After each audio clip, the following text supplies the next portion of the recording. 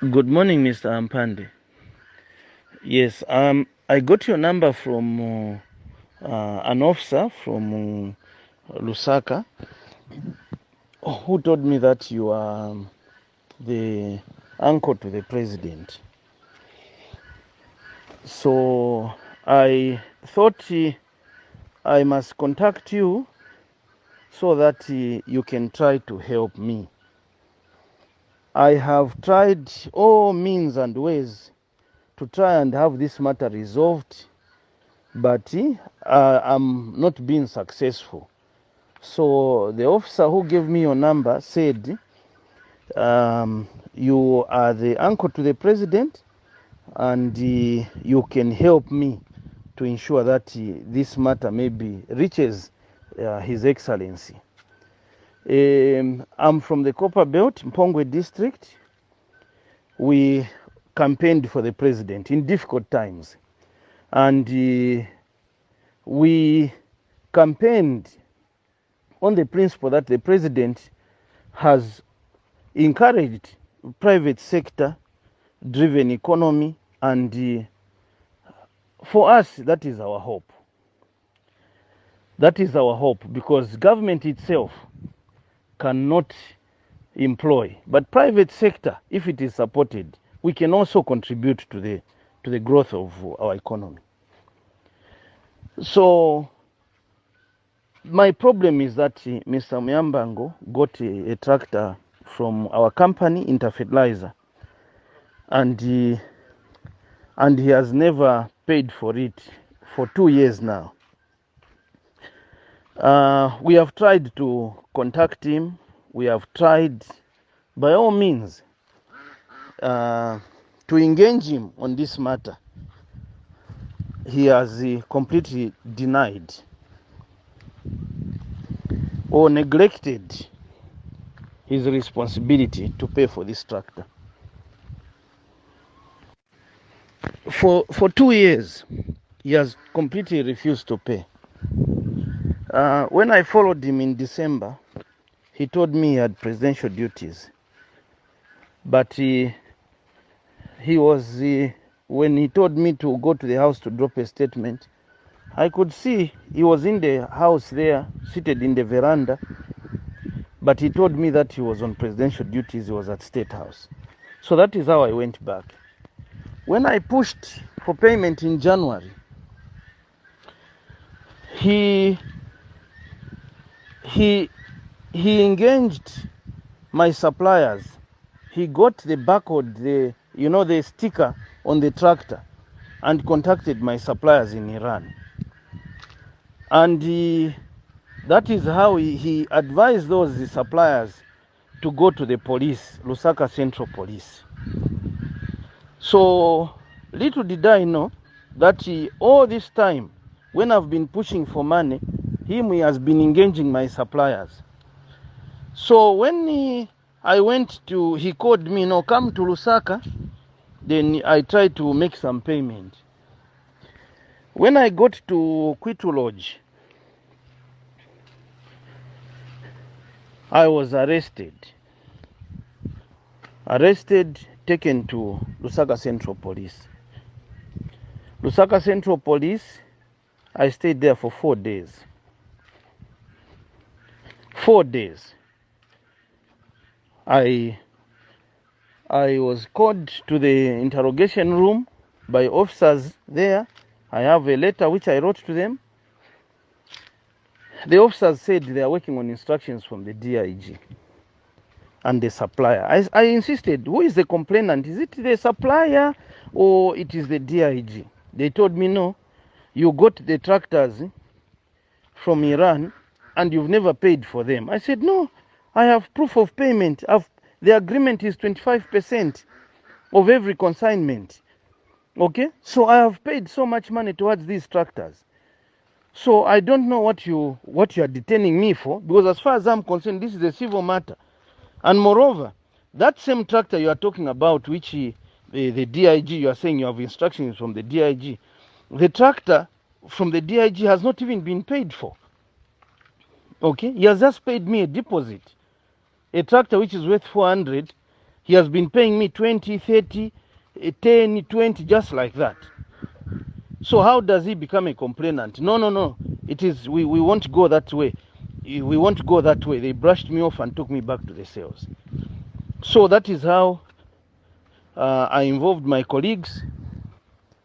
And some of them were police officers, and they assisted me to get a police bond after 4 days. When I got police bond, I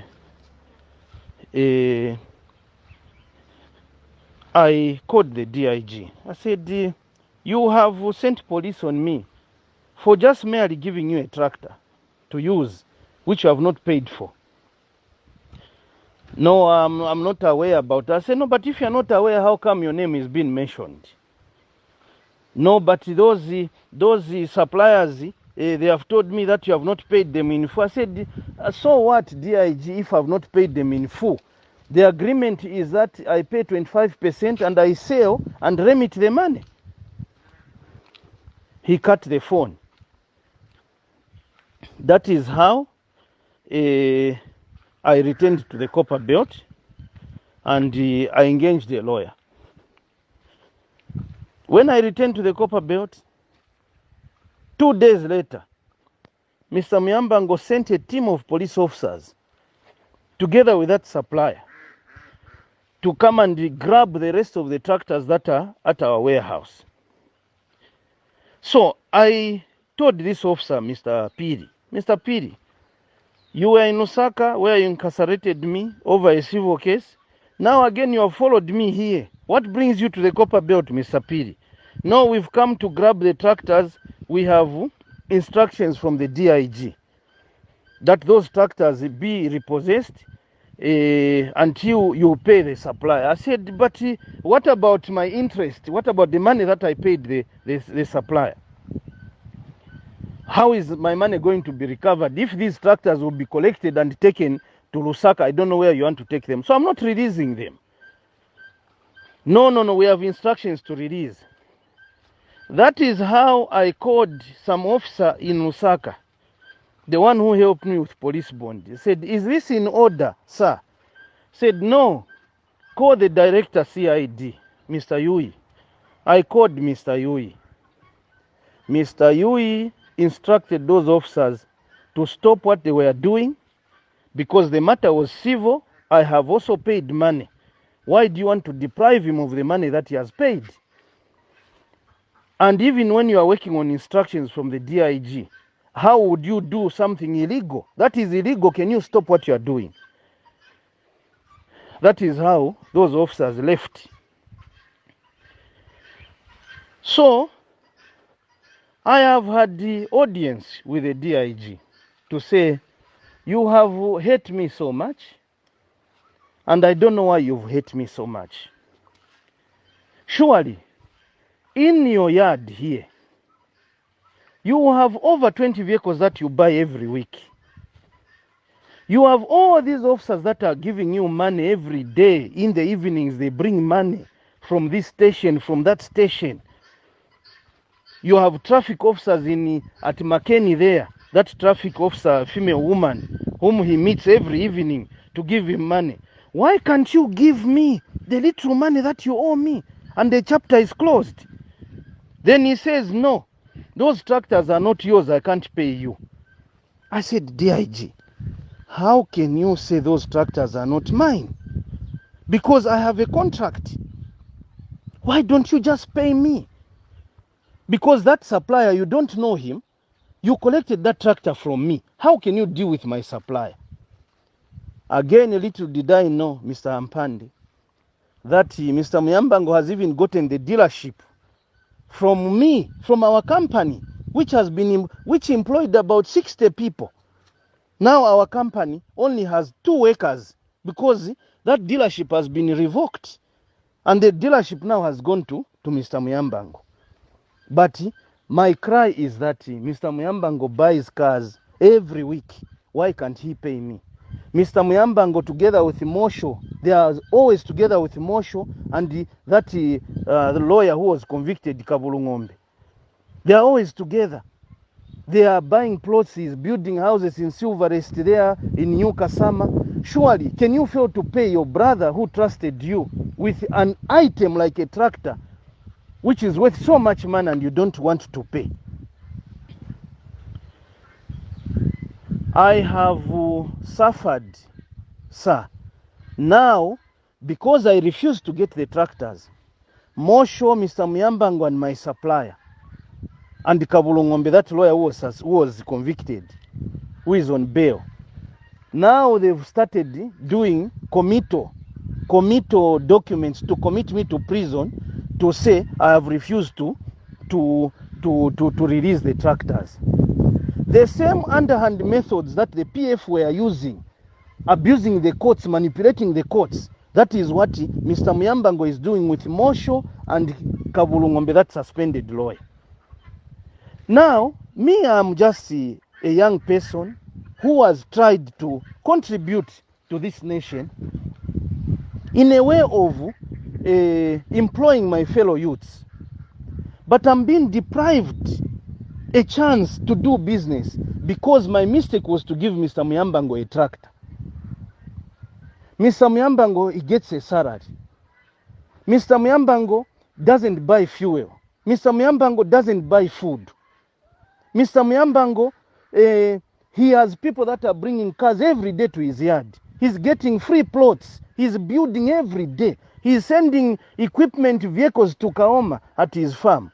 What about me? A poor young man who is just trying to live a life. We cried, we fought battles. We fought battles to make sure that UPND emerged so that our problems can be heard. But I'm dealing with the authority, Mr. Muyambango, who knows the law, who has refused to pay me for 2 years now. 2 years. He has refused to pay me, to say I am not the owner. The owner is that Iranian that he is talking to, whom they are doing deals with now. Surely, is it fair? He gets Mutulo from all these stations, from the officers. I've seen a lot at that house when I go there. This officer in charge there goes, that one goes, these female officers meet him even outside work. Okay? Surely, these are things that we said no to abuse of office and abuse of power. But he has been allowed to do that because us, who are the grassroots, how do I find myself to go and complain there? He called me the other time and said, there's nothing that you can do. Even when you have written the letter to the IG, there's nothing the IG can do to me because the IG is appointed by the president. I'm equally appointed by the president. If you go to Home Affairs, Jack Mwimbu is my friend, Honorable Jack Mwimbu. Nothing will happen. So, I am not trying to be malicious, but I'm just speaking things the way they are. I have suffered in the hands of Mr. Muyambango. And why would I suffer in the hands of Mr. Muyambango, who is a capable person, who can just pay me that money remaining, a 200,000 kwacha, which is remaining?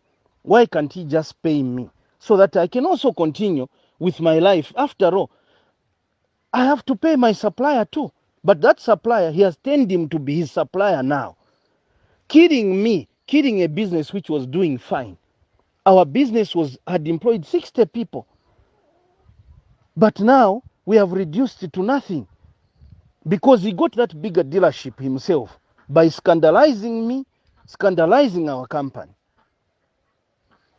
Mr. Ampande, sir, please, I'm requesting, if this voice note can reach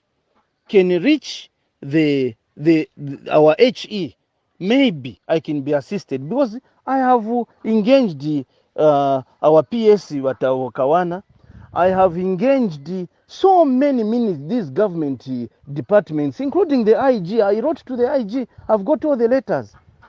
But there is no feedback. I'll send you the letters we wrote to the IG. But there's nothing.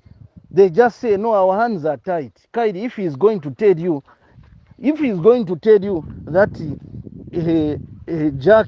Honorable Jack Mwimbu is my colleague, if he's going to tell you that we are all on appointment, what can we do us? What can we do? So, Ndagomba, just try to help me. There's no malice here.